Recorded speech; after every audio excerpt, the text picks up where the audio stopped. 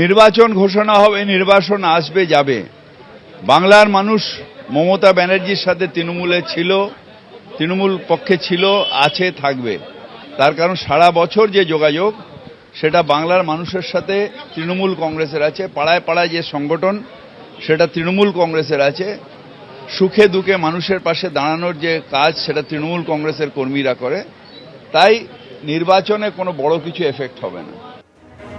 নির্বাচনী নির্ঘণ্ট আজই প্রকাশ করতে চলেছে জাতীয় নির্বাচন কমিশন। আপনারা জানেন গত 28 ফেব্রুয়ারি চূড়ান্ত ভোটার তালিকা প্রকাশিত হয়েছিল, যার পর জানা যায় এসআইআর প্রক্রিয়ায় এখনো পর্যন্ত 60 লক্ষের বেশি বিবেচনাধীন তালিকায় রয়েছে। আর এখন যে খবর পাওয়া যাচ্ছে কমিশন সূত্রে, এখনো পর্যন্ত 15 লক্ষের নিষ্পত্তি হয়েছে। চলতি সপ্তাহে সাপ্লিমেন্টারি তালিকা প্রকাশেরও সম্ভাবনা রয়েছে, এমনটাই সূত্রের খবর।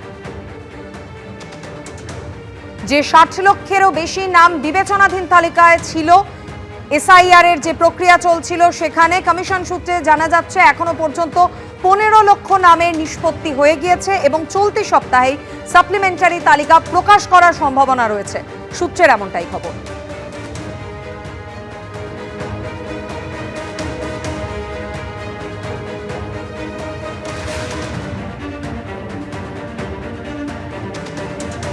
আজকে কিন্তু ভোটের নির্ঘণ্ট প্রকাশ পেতে চলেছে এবং সবথেকে বড় কথা, যেমন ভোট কবে হবে এবং কত দফায় হবে এই নিয়েই কিন্তু সবথেকে বলা যেতে পারে প্রত্যেকের আগ্রহ এবং উৎসাহ। সেক্ষেত্রে এখনো পর্যন্ত কমিশন সূত্রে খবর যে 2 থেকে 3 দফায় ভোট হতে পারে এবং এটাও ঠিক যে ঘুরে ফিরে কিন্তু 3 দফাতেই আসছে যে 3 দফায় হতে পারে। একদম ঠিক 15 এপ্রিলের পরে গিয়ে এই ডেট হবে এবং একদম প্রায় এপ্রিলের শেষের দিকে এই ডেট আসবে। ডেট নিয়েও কিন্তু একাধিক জল্পনা সামনে আসছে, তবে এটা ঠিক আর কিছুক্ষণে অপেক্ষা করতে হবে, যেখানে মুখ্য নির্বাচন কমিশনার একদম জ্ঞানেশ কুমার তিনি ঘোষণা করবেন যে কবে এই ভোট হতে চলেছে এবং কত দফায় ভোট হতে চলেছে।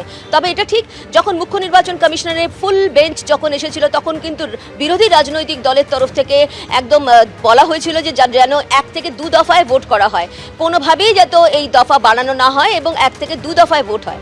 এবং সেক্ষেত্রে আবারও জানিয়ে রাখি যে মুখ্য নির্বাচন কমিশনারের একটাই বক্তব্য ছিল, আইন শৃঙ্খলার পরিস্থিতির ওপর বিবেচনা করেই কিন্তু এই রাজ্যে ঠিক হবে যে কত দফায় ভোট হবে। তবে এখনো পর্যন্ত যা খবর 2 থেকে 3 দফায় ভোট হতে চলেছে এই রাজ্যে। কবে ভোট হবে সেটাও সবথেকে বড় প্রশ্ন, আর 4টে পর্যন্ত অপেক্ষা করতে হবে। যদিও এপ্রিল মাসের শেষের দিকে কিন্তু এই ভোটের সম্ভাবনা রয়েছে, একাধিক তারিখ সামনে আসছে এবং সেক্ষেত্রে 4টের সময় যখন মুখ্য নির্বাচন কমিশনার জ্ঞানেশ কুমার যখন এই ঘোষণা করবেন তখনই পুরো পরিষ্কার চিত্রটা ফুটে উঠবে যে কত দফায় ভোট হচ্ছে এবং কবে এই ভোট হচ্ছে। তবে এটাও ঠিক, এবার যে ভোট হচ্ছে সেটা নিয়ে কিন্তু একাধিক নির্দেশও রয়েছে, কারণ এবারে কিন্তু যে স্পেশাল অবজারভার রয়েছে, পুলিশ অবজারভার রয়েছে, আয় ব্যয় অবজারভাররা থাকবেন, তাদের কিন্তু 2 থেকে 3 গুণ বাড়ানো হবে। জানিয়ে রাখি 2 থেকে 3 গুণ বাড়ানো হবে, যেখানে কিন্তু 294টাই যেটা অ্যাসেম্বলি কনস্টিটিউয়েন্সি সেখানে কিন্তু সাধারণ অবজারভার প্রায় 294 জনই থাকবে এবং এত সংখ্যায় বাড়ানো হচ্ছে।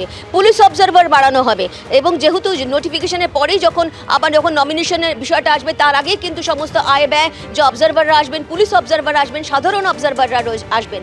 এবিপি আনন্দ, এগিয়ে থাকে, এগিয়ে রাখে।